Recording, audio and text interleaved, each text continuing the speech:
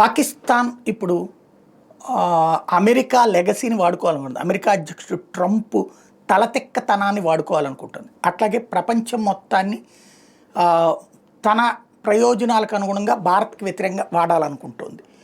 ఏదైతే భారత్ పాకిస్తాన్ల మధ్యన కాశ్మీర్ వివాదానికి సంబంధించి ద్వైపాక్షిక చర్చల ద్వారా తప్పించి మరొకటి లేదన్నటువంటిది ఇంతకుముందు సిమ్లా ఒప్పందం, అట్లాగే ఆ తర్వాత జరిగినటువంటి అనేక ఒప్పందాలలో నడిచినటువంటిదే. అంటే మూడవ వ్యక్తి జోక్యాన్ని, మూడవ దేశపు జోక్యాన్ని వద్దు అని ఒప్పందాలు చేసుకున్నాం. బట్ దాన్ని ఉల్లంఘించి ఇప్పుడు అమెరికా వచ్చినా ఓకే, లేకపోతే ప్రపంచ దేశాలు ఎవరొచ్చినా ఓకే, కాశ్మీర్ సమస్యను పరిష్కరించినట్టుంది. కాశ్మీర్ సమస్య ఎందుకు పరిష్కరిస్తారు? కాశ్మీర్ సమస్యే కాదు, అది సమస్య సృష్టించింది పాకిస్తాన్.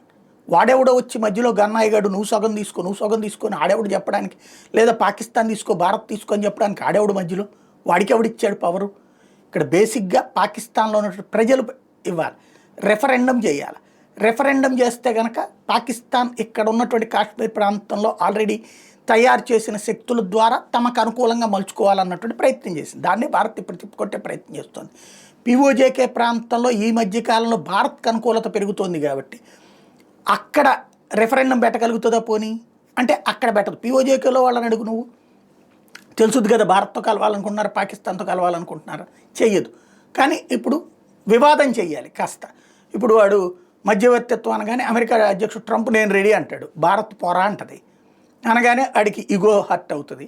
అట్లాగే ఇతర దేశాలు ఇప్పుడు టర్కీ నేను రెడీ అంటది, లేకపోతే వాళ్ళకి సంబంధించిన వాళ్ళు మేము రెడీ అంటారు, మనం వద్దంటాం. అదిగో చూసారా, భారతదేశం అప్పటికి సమస్య పరిష్కరించకుండా ఉంటుంది, అందుకే తీవ్రవాదం పెరుగుతుంది అనేటటువంటిది ప్రపంచానికి చెప్పడానికి అదొక డబుల్ గేమ్ నడుపుతోంది.